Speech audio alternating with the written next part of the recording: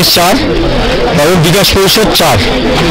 আমরা এখানে ভোট গ্রহণ করার জন্য আমাদের আজকে প্রার্থীদের নিয়ে আমরা যখন ঢুকতে যাচ্ছি, তৃণমূল কংগ্রেসের নেতৃত্বে ওরা গেট অবরোধ করে রাখে এবং আমরা তাদের কাছে অনুরোধ করি, হাত জোর করে অনুরোধ করি যে আপনারা আমাদের ভিতরে আমাদের বিজয়ী যারা প্রার্থী আছে তাদেরকে আপনারা ঢুকতে দেন। কিন্তু হঠাৎ করে দেখা গেল ওরা লাঠি চার্জ করলো, লাঠি সোটা নিয়ে পুলিশের সামনে আমাদের উপরে আক্রমণ করলো। আমাকে যেরকম আঘাত লেগেছে এরকম আরো 6-7 জন এরকম এখনো হসপিটালে আছে।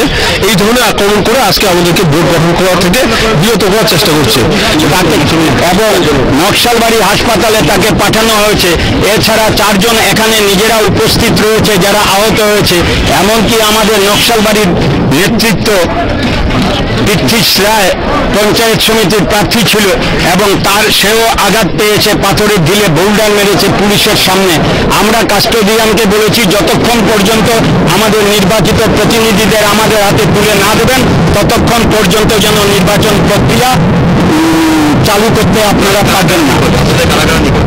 আমাদের পঞ্চায়েত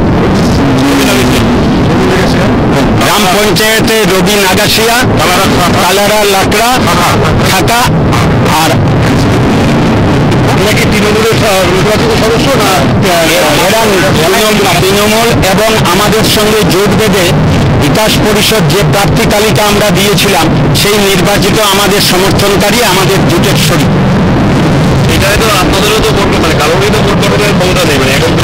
নির্বাচিত প্রতিনিধিকে অপহরণ করার অধিকার কে দিয়েছে? সিপিএমকে, অশোক ভট্টাচার্যের কে দিয়েছে এই অধিকার? আর ঘোড়া কেনা বেচার গল্প তারা করে আজকে প্রমাণিত হয়ে গেল ঘোড়া কেনা বেচা কারা করছে।